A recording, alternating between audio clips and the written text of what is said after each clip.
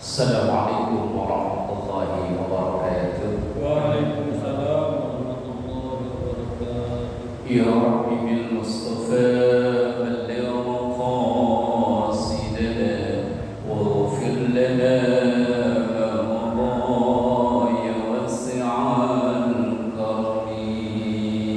Ya Rabbi bil Mustafa balligh maqasidana waghfir lana ma madha ya wasi'al karami. دعا إلى الله فالمستمسكون به مستمسكون بحبل غير منفصل. Ya Rabbi bil Mustafa balligh maqasidana waghfir lana ma madha ya wasi'al karami. أستغفر الله من قول بلا عمل لقد نسبت به نسلا لذي ينقم. Ya Rabbi bil Mustafa balligh maqasidana waghfir lana ma madha ya wasi'al karami. اللهم صل وسلم وبارك عليه وعلى آله وأصحابه. الحمد لله رب العالمين، ثم الصلاة والسلام على سيدنا ومولانا محمد وعلى آله وأصحابه أجمعين. سبحانك لا علم لنا إلا ما علمتنا إنك أنت العليم الحكيم. رب اشرح لي صدري ويسر لي أمري واحلل عقدة من لساني يفقهوا قولي واجعل لي وزيرا من أهلي. أما بعد، حضرات العلماء والقرباء وحضرات الجماعة والصلاة المهاجرين, semoga kita semua selalu diberkahi, diridhoi dan dikaruniai sehat afiat, panjang umur dalam taat ibadah kepada Allah Subhanahu wa taala. Amin. Alhamdulillahirabbil alamin. Malam ini kita dipertemukan kembali setelah rehat Ramadan Syawal. Kita melanjutkan kegiatan kita, menambah khazanah keilmuan kita untuk menambah kualitas ibadah kita kepada Allah Subhanahu wa taala. Mengawalinya, mari bersama kita doakan kedua orang tua kita, guru-guru kita, para pendahulu kita, dan semua orang yang berjasa berbuat baik pada kita, terkhusus yang telah memperjuangkan berdirinya musalla dan majelis ta'lim al-muhajirin ini. Kita doakan anak cucu keturunan kita semoga semua dijadikan salih salihah, keluarga sakinah mawaddah warahmah, rezeki yang halal dan barakah. Kita doakan yang sakit, mungkin jamaah kita, warga kita atau keluarga kita dimanapun berada, semoga penyakitnya diangkat oleh Allah, dikarunia sehat afiat. Alhamdulillah, wa ila hadratin Nabi Mustafa Muhammadin sallallahu alaihi wasallam wa ala alihi wa ashabihi wa azwajihi wa dzurriyyatihi wa ahibatihi al-kiram wa jami'i ummatihi minal muslimin wal muslimat wal mu'minin wal mu'minat ayyama kanu, khususan malik hadzal kitab Syekh Abi Bakr Muhammad bin Umar an-Nawawi al-Jami' al-Bantani syuhida ilahum al-Fatihah. A'udzu billahi minasy syaithanir rajim. Bismillahirrahmanirrahim. Alhamdulillahi rabbil alamin arrahmanir rahim maliki yaumiddin. Iyyaka na'budu wa iyyaka nasta'in. Ihdinas siratal mustaqim. Shiratal ladzina an'amta 'alaihim ghairil maghdubi 'alaihim waladdallin. Bismillahirrahmanirrahim. Melanjutkan ngaji kita, ngaji fikih kita yang kita kutip dari kitab Nihayatuz Zaid yang ditulis oleh Imam Nawawi Banten. Melanjutkan sampai dengan masih dalam bahasan arkanus shalah, yaitu rukun shalah, sampai ke wasatisuha yang nomor 6 dari rukun salat itu, yakni iktidal.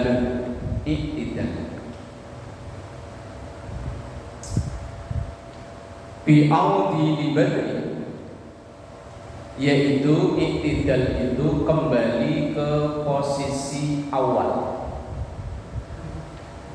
Ai lima kana alaihi qabla ruku'ihi qa'iman kana aw qa'idan, yaitu kembalinya setelah rukuk ke posisi awal. Kalau memang awalnya berdiri, ya kembali berdiri.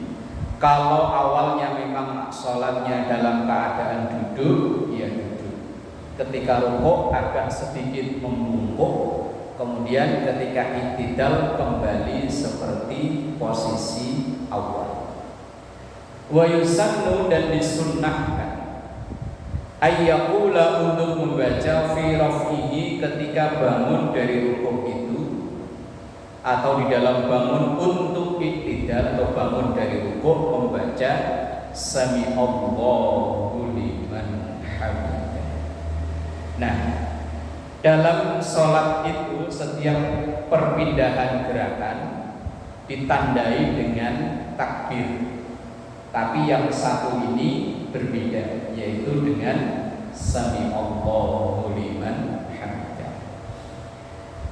Dalam keterangan dalam kitab I'anatul Talibin yang ditulis oleh Syekh Abu Bakar Syattar, kitab I'anatul Talibin ini merupakan syarah dari kitab Fathul Mu'in, kitab yang banyak dipelajari di dunia pesantren.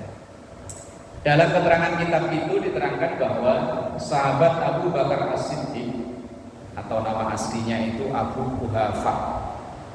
Abu Bakar itu nama panggilan,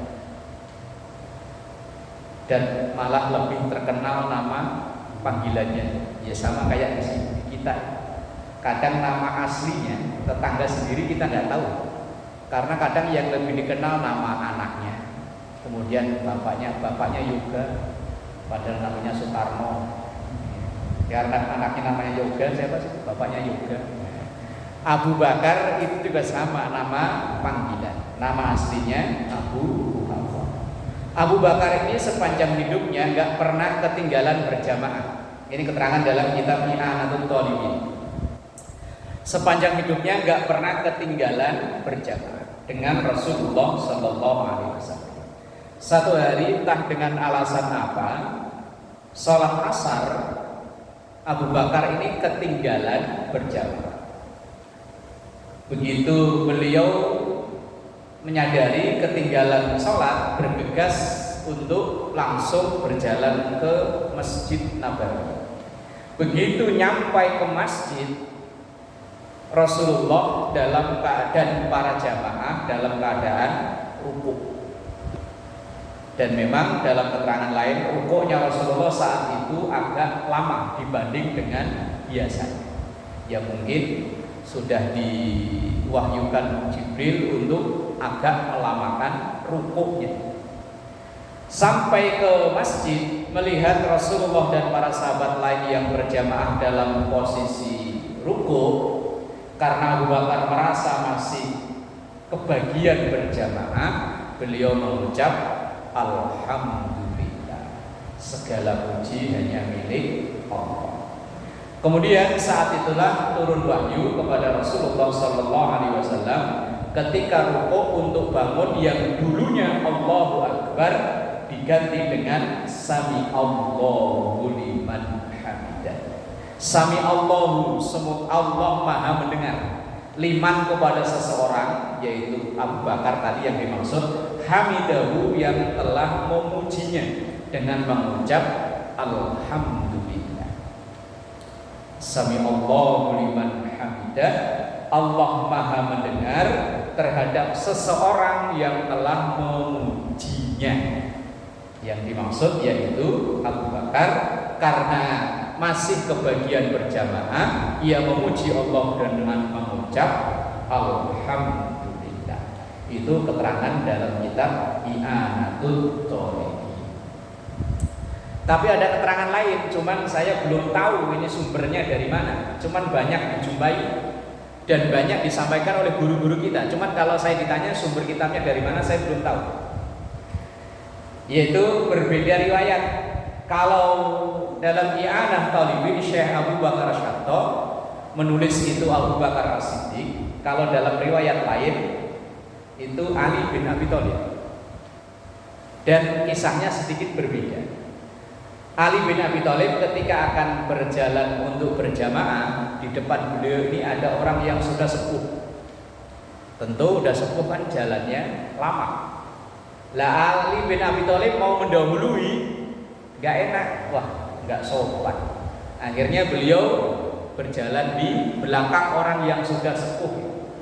Jalan terus, begitu nyampe depan masjid dikirain yang aki-aki tadi belok ke masjid, ternyata enggak, lurus. Wah, ditungguin malah lurus. Ternyata memang bukan orang Islam itu tadi, yang aki-aki yang sepuh tadi. Kemudian ketika Ali nyampe ke depan masjid, melihat Rasulullah dan para sahabat sholat dalam posisi rukuk, beliau kemudian Ali mengucap Alhamdulillah. Kemudian Rasulullah ketika bangun dari rukuk itu mengucap Sami Allahu liman hamidah. Ada sedikit beda riwayat. Cuman yang sahabat Ali ini riwayatnya dari sumbernya dari mana? Wallahu a'lam. Saya belum tahu. Cuman kalau yang Abu Bakar As-Siddiq itu ada dalam kitab I'anatul Talibin, syarah dari kitab Fathul Mu'in.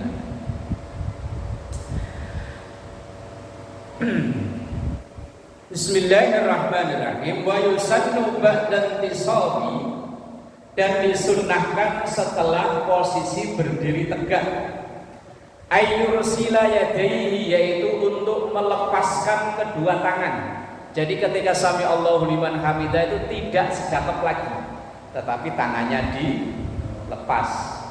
Apa namanya? Dilepas ya, di bawah. Tapi ketika tangan di bawah jangan lenggang kangkung kayak orang lambian. Lambian itu apa? Kalau orang Jawa lambian. Kadang kan ada ya Sami Allahu liman hamidah, tangannya mah begini. Lenggang kangkung. Kalau orang Jawa kan lambian ya namanya ya. Pegel. Ya Sami Allahu liman hamidah. Dalam keterangan kitab ini tangannya dilepas tapi jangan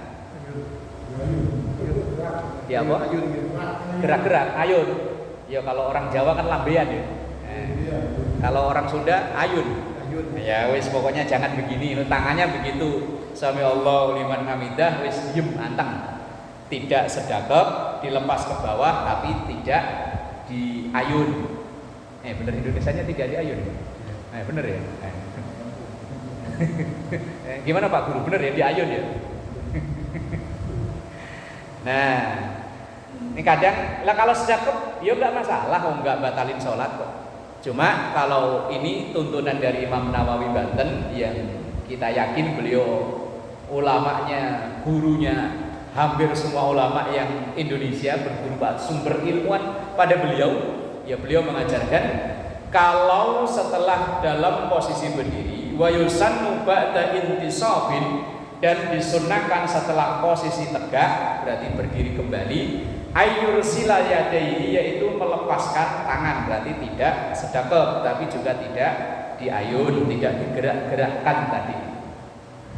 Wa yaqul, dan juga disunnahkan membaca Rabbana lakal hamdu mil'us samawati wa mil'ul ardi wa mil'u ma syi'ta min syai'im ba'du, atau Rabbana lakal hamdu juga udah cukup. Seandainya enggak baca pun enggak batal sholatnya. Cuman ya sunnahnya enggak dapat. Sunnahnya tangannya dilepas sambil membaca Rabbana lakal hamdu mil'us samawati wa mil'ul ardi wa mil'u ma syi'ta min syai'im ba'du. Atau mungkin kalau kita ngaji pakai kitab lain nanti ketemu redaksi lain ya monggo silahkan. Cuman yang banyak dipelajari di kita di Indonesia yang bermadzhab Syafi'i, yang rata-rata ulama Indonesia ini sanad keilmuannya nyambungnya ke Imam Nawawi Banten. Nah maka ya rata-rata tuntunan sholat di kita di Indonesia yang memakai redaksi yang ini. Rabbana lakal hamdu bil samawati wa bil ardi wa bil ma syi'ta min syai'in ba'd. Kemudian wa sunnah dan sunnah. Ketika iktidal itu tadi kunutus subahin, membaca kunut saat sholat subuh. Wa witri nisfi akhirin min Ramadan, dan separuh yang akhir di bulan Ramadan. Wa sa'iri maktubatin linazilatin, dan di semua sholat fardu karena ada nazilah. Nazilah itu musibah. Jadi kunut dalam mazhab Syafi'i yang sunnah ada 3, yaitu kunut subuh. Yang kedua, kunut di separuh terakhir di bulan Ramadan. Kalau bahasanya separuh terakhir berarti mulai malam 16. Wong separuh terakhir 1 sampai 15 berarti kan separuh awal. Nah kalau 16 sampai akhir berarti kan separuh kedua, separuh akhir. Maka sunnahnya itu di malam 16. Nah kalau mau dari awal kunut terus ya silahkan aja. Nggak ada yang larang. Ya, kunut yang ketiga itu namanya kunut nazilah, yaitu doa kunut yang dibaca di semua 5 waktu sholat zuhur, asar, maghrib, isya, subuh. Nah, saat terjadi adanya wabah atau musibah. Dulu waktu 2020 ya, atau 21 Covid itu. 19 ya. 19 atau 20? Ya pokoknya itulah. Ya, namanya kok 19 ya? Ya, namanya kan Covid-19. Di Indonesia kan kayaknya 2020 ya. Saya ingat saya itu bulan Maret apa ya? Maret atau April gitu. Pokoknya bulan apa sebelum Ramadan ya. Habis banjir. Nah, ketika terjadi musibah kayak seperti itu, sunnah membaca kunut nazilah. Bahkan sampai sekarang ini masih banyak masjid-masjid di Jakarta itu yang pakai kunut nazilah. Seingat saya, lupa saya di masjid mana. Itu ketika Jumat, ya pakai kunut. Saya tanya pengurusnya, ini dalam rangka apa Pak? Solidaritas dengan Palestina. Oh ya bagus. Walaupun di Indonesia itu hanya negara aman, tapi di bagian saudara kita di Palestina ada musibah yang sampai sekarang belum beres-beres. Kunut nazilah ya bagus sebagai bentuk solidaritas. Masih ada beberapa masjid di Jakarta. Saya tanya ke pengurusnya, ini 5 waktu apa cuma Jumat doang Pak? 5 waktu. Semuanya pakai kunut. Dan kunutnya nggak seperti kayak kita yang pendek, panjang, lama. Sholatnya sama kunutnya itu panjangan kunutnya. Bahkan sampai ada jamaah itu yang ya mungkin dia orang mampir atau orang apa ya, begitu turun dikirainnya saya yang imami, padahal enggak, saya hanya khutbah Jumat aja. Yang imami orang imam rawatib. Begitu turun di parkiran, Ustaz tadi kunutnya lama amat sih Ustaz. Kok sama sholatnya panjangan kunutnya? Mohon maaf Pak, tadi yang imam kan bukan saya. Yang imam rawatib, asli imam rawatib masjid itu. Ya mungkin kalau dia bekerja kan dia repot ya. Kalau sekarang sih zuhurnya jam 12 kurang. Lah kalau zuhurnya jam 12 lebih, belum khutbah Jumatnya. Lah kalau sholatnya mungkin nggak panjang, panjangan kunutnya. Ya sebetulnya lihat-lihat kondisi sih ya. Kalau mau panjang, kalau subuh mah terserah mau panjang. Apalagi kalau hari libur ya Sabtu Minggu. Nah kalau Senin hari kerja udah buru-buru mau berangkat kerja. Apalagi ketua kerjanya jauh. Ya, kalau yang kerjanya deket sunter di Priok mah 20 menit juga nyampe ya. Kalau lupa, lupa ngerem maksudnya. Lah kunut ini termasuk masalah khilafiyah. Namanya khilafiyah itu ada yang pakai, ada yang enggak. Tapi saudara kita yang di seberang sono ada yang keras banget. Wes pokoknya kunut itu bid'ah. Kata dia yang bid'ah itu sesat, yang sesat itu neraka. Lo mosok gara-gara kunut neraka, ini neraka semua calon-calon neraka. Pada pengamal kunut aja. Termasuk saya. Pengamal kunut, kunut ketinggalan aja kita pakai Sujud sahwi ya itu urusan dia lah, pakai bahasa apa terserah dia. Cuma dalam keyakinan yang kita yakini, yang diajarkan oleh guru-guru kita yang insya Allah sanadnya nyambung, bahwa kunut itu masalah khilafiyah, masalah yang sampai kiamat kurang 2 hari nggak bakalan ketemu titik temunya, ya akan selalu berbeda. Lah menghadapi atau menyikapi yang selalu berbeda ini ya kita harus bijak. Dalam mazhab Syafi'i kunut itu dihukumi sunnah, mengikuti imam hukumnya wajib. Nah maka ketika kita berjamaah ya mendahulukan hukum wajibnya ngikuti imam. Kalau imamnya kunut cocok sama kita, kita memang doyan kunut. Tapi kalau seandainya imamnya nggak kunut, ya kita nggak perlu maksain kunut sendirian. Ya sampai Allahu liman hamidah, imamnya rukuk kita masih Allahumma hdini biman, nggak perlu. Ngikuti imam itu hukumnya wajib, sementara kunut hukumnya sunnah. Maka kita itu kan orang NU, simbolnya sarung. Sarung kan fleksibel ya. Imamnya kunut ya ikut kunut, imamnya enggak ya wis gitu aja kok repot. Ya habis sholat imamnya wiridan ikut wiridan, imamnya enggak ya wis wiridan sendiri. Kalau udah sholat selesai udah bebas. Kadang ada yang ngototnya, ya Allah masalah khilafiyah aja kok ngototnya. Yang lagi rame masalah musik ini. Ustaz yang Hidayat bisa dibantai bisa-bisa dia Allah. Nah, sampai ada yang menghukumi kafir loh, ya Allah orang hafal Quran, alimnya kayak begitu dihukumi kafir. Ya, yang menghukumi kafir begitu cek ternyata bukan orang yang ahli ilmu agama ya. Wah, zaman sekarang semenjak adanya media sosial orang bebas berbicara. Anak TK bisa mengomentari profesor sekarang dan bisa menyalahkan profesor lagi. Saya yang nggak suruh lari dari gawang ke ujung gawang, megap-megap nggak kuat, penalti nggak gol, bisa nyalahin, penalti kok nggak gol, padahal kita sendiri baru lari gawang ke ujung gawang. Lah wes mangap-mangap. Ini zaman sekarang ya. Orang bukan ahlinya kadang mengomentari yang sudah belajar agama puluhan tahun, mungkin dari TK sampai perguruan tinggi, dikomentari orang yang bukan ahlinya. Nah, lagi kunut ini adalah masalah khilafiyah dan hukumnya sunnah. Mengikuti imam itu hukumnya wajib, maka lebih baik diutamakan mengikuti imam. Bismillahirrahmanirrahim. Lah redaksi dalam doa kunut itu kalau kita baca, kita resapi kan begitu doanya begitu indah luar biasa ya. Nah dalam keterangan kitab ini, dalam membaca doa kunut itu, wa quriha li imamin tahsisu nafsihi bidu'ain, makruh bagi seorang imam ketika ia berdoa hanya mengkhususkan dirinya sendiri, termasuk ketika kunut itu.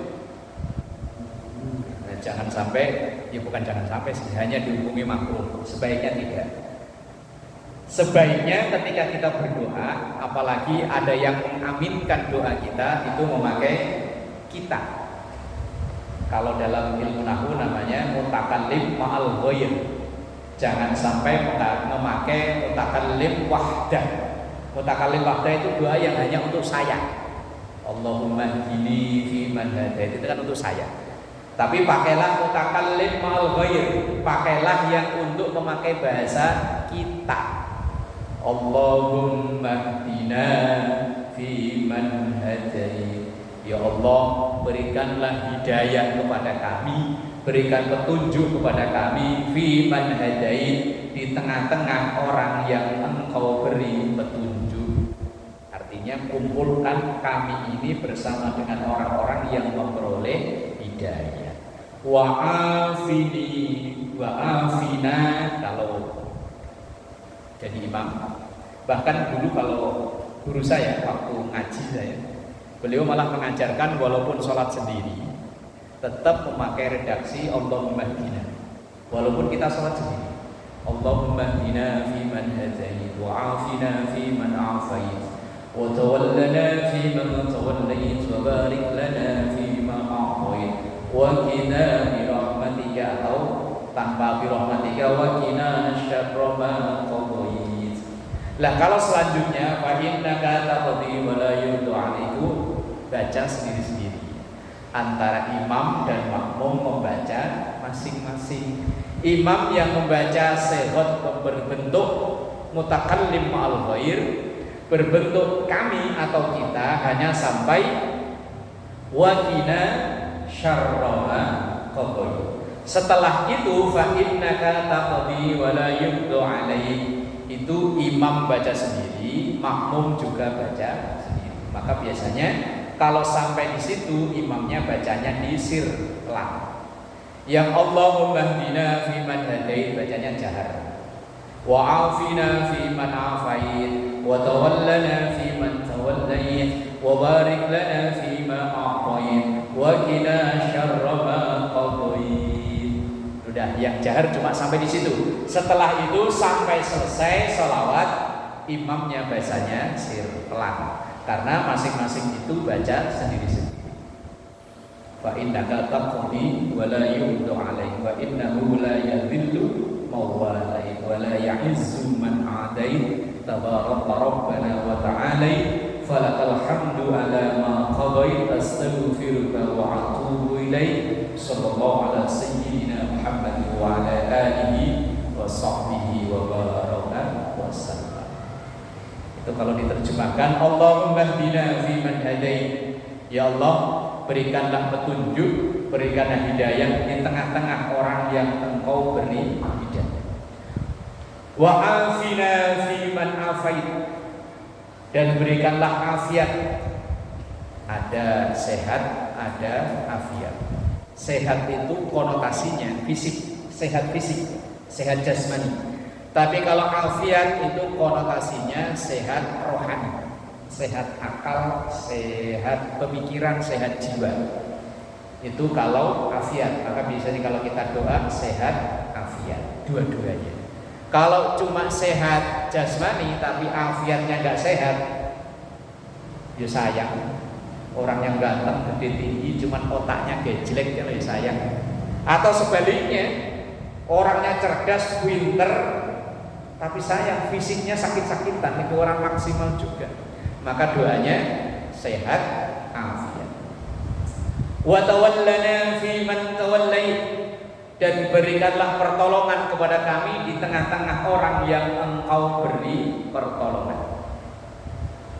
Wa barik lana fi ma a'tait, dan berikanlah keberkahan kepada kami dari segala yang Engkau berikan. Engkau karuniakan berkah umur, berkah panjang umur, berkah sehat, dan itu terkumpul dalam doa kalau mau makan. Allahumma barik lana fi ma razaqtana wa qina adzabannar. Itu doa komplit ya. Dan doa yang manjur ya itu, habis doa langsung makan. Kan doa manjur ya. Ya kalau doa minta kaya ya tahu dijabahnya kapan. Doa yang capresnya kepilih ya belum tentu, yang punya pilihan lurah ya belum tentu jadi. Tapi kalau doa makan manjur, Allahumma barik lana fi ma razaqtana wa qina adzabannar, langsung makan. Berarti kan doanya manjur ya, manjur. Tapi lagi-lagi orang sebelah sono katanya bid'ah, nggak boleh doa itu katanya. Wis urusan dia, kok semuanya bid'ah ya boleh apa ini. Kemudian wa qina syarra ma qadait, dan jagalah kami dari buruknya qada. Maksudnya kalau memang Allah menentukan sesuatu yang buruk, semoga enggak jadi. Kemudian setelah itu doa sendiri-sendiri. Fa innaka taqdi wa la yuqda 'alaik wa innahu la yadhillu mawalai wa la ya'izzu man 'adait tabaraka rabbana wa ta'ala falakal hamdu 'ala ma qadait astaghfiruka wa atubu ilaik. Terus sallallahu ala sayyidina Muhammad wa ala alihi wa sahbihi wasallam. Wa jahara bihi al-qunutu imamun, dan seorang imam membacanya jahar walaupun itu sholat sir. Zuhur asar kan sholat sir tuh. Kalau itu misalnya qunut nazilah, maka imamnya bacanya tetap jahar. Atau mungkin sholat subuh yang kesiangan, yang jadinya subuhan, sholat subuh itu kan batas waktu matahari terbit. Lah cuma ketiduran, bangun jam 8 bareng misalnya serumah, anak, istri, semuanya bangunnya kesiangan. Adzan di musola di masjid gak kedengeran, kebetulan memang pas menjelang subuh malah hujan gede. Kan merem enak banget ya, apalagi kelas libur ya. Kayak kemarin ya Sabtu ya. Sabtu kan dari hujan ya. Nah iya kan hujan terus kan gak ketahuan. Begitu bangun jam 7:30 umpama ya wis langsung sholat subuh.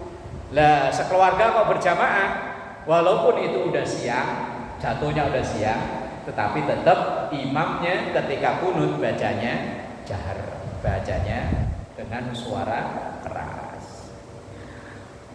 Kemudian wa amana dan mengaminkan makmumnya. Imamnya baca jahar, makmumnya mengaminkan. Sami'a bagi makmum yang mendengar. Ya kalau yang enggak mendengar ya yang diaminkan apa? Misalnya sholat subuh jamaahnya budak kayak sholat id gitu, kebetulan ininya mati, kan makmum yang di belakang nggak kedengeran, ya wes nggak perlu mengaminkan. Nah terus kalau nggak kedengeran ya baca sendiri. Sama kayak ketika kita berjamaah, kalau Fatihah hukumnya wajib, yang surat setelah Al-Fatihah hukumnya sunnah. Tapi bagi makmum yang mendengar bacaan imam tidak lagi sunnah, mendengar sunnahnya justru mendengarkan bacaan imam. Kayak misalnya nanti sholat isya. Nah, ketika makmum waladhdallin amin selesai dan dia mendengarkan bacaan imam.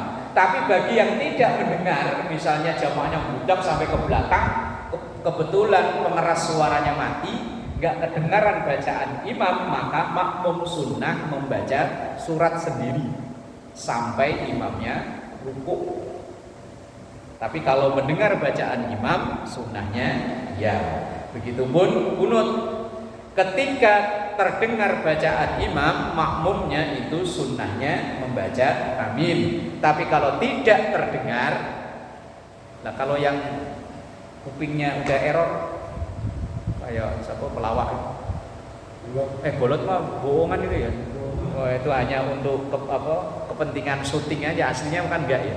Ya misalnya yang enggak kedengeran ya wis enggak perlu amin, kalau perlu dia baca sendiri wong dia enggak mendengar.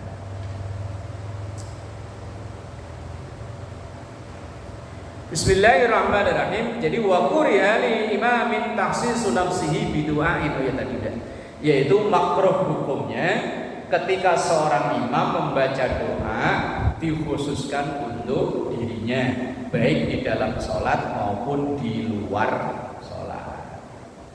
Makanya kalau berdoa, kok doa kita diaminkan, yang memakai bahasa, memakai teks yang artinya kita, bukan yang artinya saya. Ini tentang iktidal. Kemudian wasabimuha yang ketujuh dari rukun sholat itu sujud marrotaini, 2 kali dalam 1 rakaat. Gerakan terbanyak dalam sholat kita itu sujud.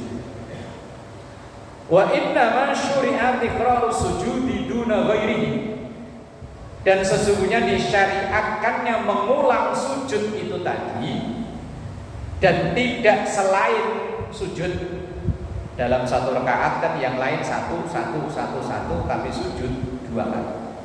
Li'annahu, karena sesungguhnya sujud itu ablagu fit tawadhu, lebih dengan penggambaran tawadhunya kita. Ketika sujud yang wajib kan meletakkan 7 anggota badan, wajah, kedua telapak tangan, kedua lutut, dan kedua ujung jari kaki. Nah wajah ini kan anggota badan yang paling kita hormati, paling kita muliakan, ini wajah.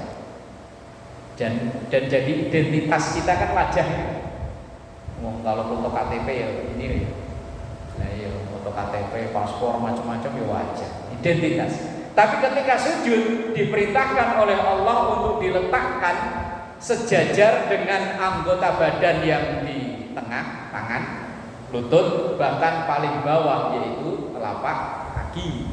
Maka sujud itu penggambaran tawaduknya seorang hamba, betapa rendahnya seorang hamba di hadapan Allah Subhanahu wa ta'ala. Wali'annahu, dan Imam Nawawi ini menggambarkan, memberikan gambaran kenapa sujudnya itu 2 kali sementara gerakan sholat yang lain cuma sekali. Bahkan tahiyat tidak di semua rakaat sholat ada tahiyat. Lamma urija bihi sallallahu alaihi wasallam ila samai, ketika dimi'rajkannya Rasulullah sallallahu alaihi wasallam ke langit, faman kana minal malaikati qa'iman, maka Rasulullah disambut ada yang malaikat itu berdiri, posisinya berdiri. Sallimu alaihi, kemudian malaikat itu mengucapkan salam pada Rasulullah sallallahu alaihi wasallam qiyaman, dengan berdiri. Summa raka'u, ketika Rasulullah Mi'raj itu kan disambut para malaikat kayak kita misalnya pejabat datang ada pagar betis yang jejer-jejer menyambut kedatangan Rasulullah. Ada sebagian malaikat yang nyambut itu dengan berdiri. Kemudian para malaikat itu memberikan penghormatan pada Rasulullah dengan berdiri. Setelah Rasulullah lewat, summa raka'u, kemudian para malaikat yang berdiri itu raka'u, mereka pada ruku', syukran lillahi ta'ala ala ru'yatihi sallallahu alaihi wasallam, karena bersyukur melihat langsung manusia termulia Rasulullah sallallahu alaihi wasallam. Wa man kana minhum raki'an, ketika melewati lagi sekelompok malaikat yang memang ibadahnya itu ruku', hanya ruku' saja. Rafa'u ru'usahum minar ruku', kemudian ketika Rasulullah lewat, para malaikat yang ibadahnya ruku' itu mengangkat wajahnya, wasallimu alaihi, kemudian bersalam, beri penghormatan pada Rasulullah sallallahu alaihi wasallam. Tsumma sajadu syukran lillahi ta'ala ala ru'yati, kemudian dia bersujud karena bersyukur bisa melihat langsung Rasulullah sallallahu alaihi wasallam. Wa man kana minhum sajidan, dan ada sebagian malaikat itu yang posisinya sujud.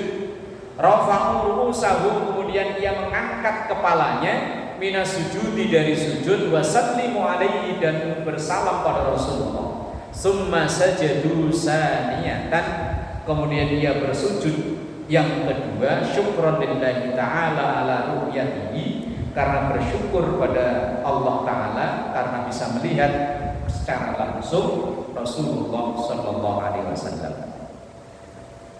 Walidzalika, maka dengan kejadian itulah sara as-sujudu, maka jadilah sujud dalam setiap rakaat masna, dua.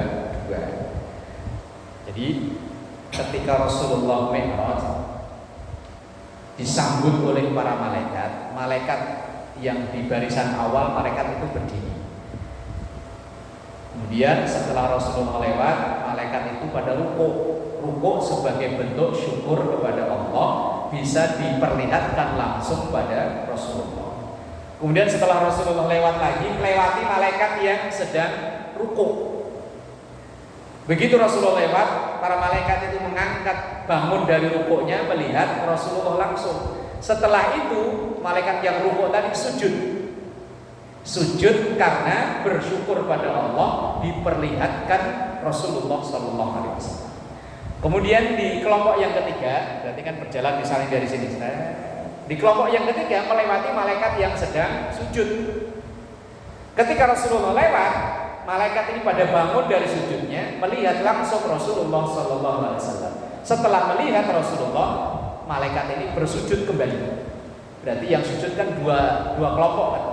Kelompok yang tadinya ruku, syukurnya dengan sujud, malaikat yang sujud ya syukurnya dengan sujud, maka sujudnya jadi dua. Nah, ini keterangan Imam Nawawi Banten begitu. Kenapa? sholat itu setiap satu rakaat sujudnya 2 kali, karena mengikuti apa yang terjadi ketika Rasulullah Shallallahu Alaihi Wasallam itu mi'raj. Karena sholat ini kan penggambaran proses atau ya proses perjalanan Rasul. Tahiyat itu juga sama kan. Kalau kita baca nanti insya Allah kata-kata yang bab tahiyat itu ada keterangannya. Tahiyat itu kan dialog antara Allah dan Rasulullah Shallallahu Alaihi Wasallam. Ketika Rasulullah nyampe ke Sidratul Muntaha, dipertemukan langsung dengan Allah, kagumnya Rasulullah dengan mengucap at-tahiyyatul mubarakatus sholawatut thayyibatu lillah.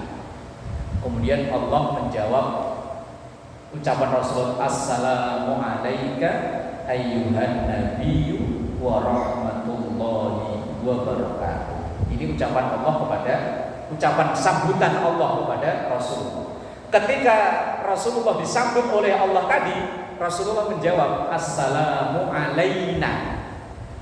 Di situ para ulama, Rasulullah masih memikirkan kita, bukan saya. Kalau assalamu alayya berarti untuk saya sendiri, tapi beliau memberi salam dengan assalamu alayna.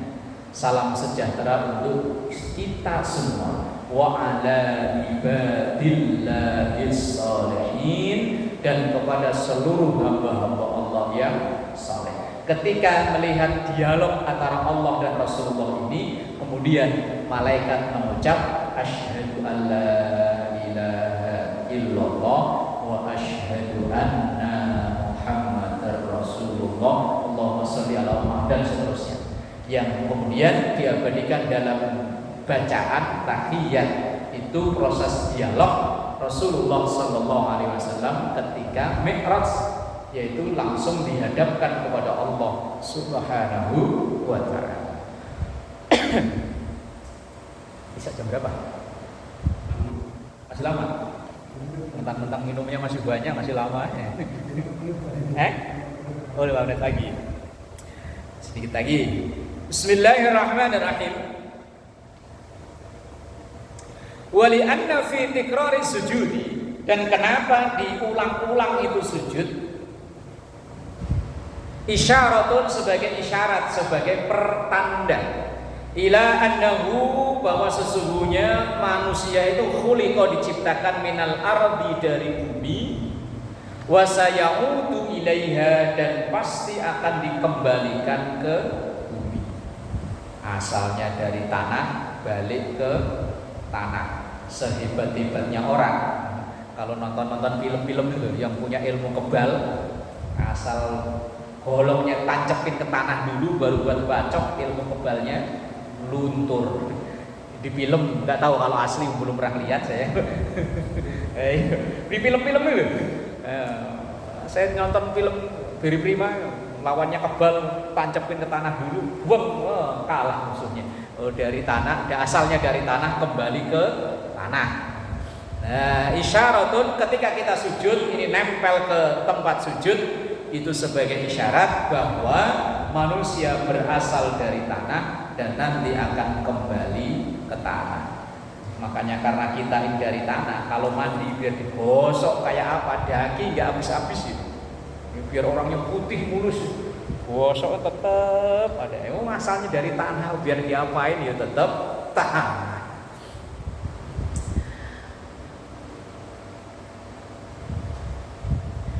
Wa haqiqatus sujudi, dan hakikatnya sujud syar'an dalam ilmu syariat, yaitu wad'ul a'dha'is sab'ati, meletakkan anggota tubuh yang 7 fauqa ma yusalli alaihi min ardin aw ghoriha, di atas tempat sujud atau masjid, yang wajah ini harus langsung nempel ke tempat sujud.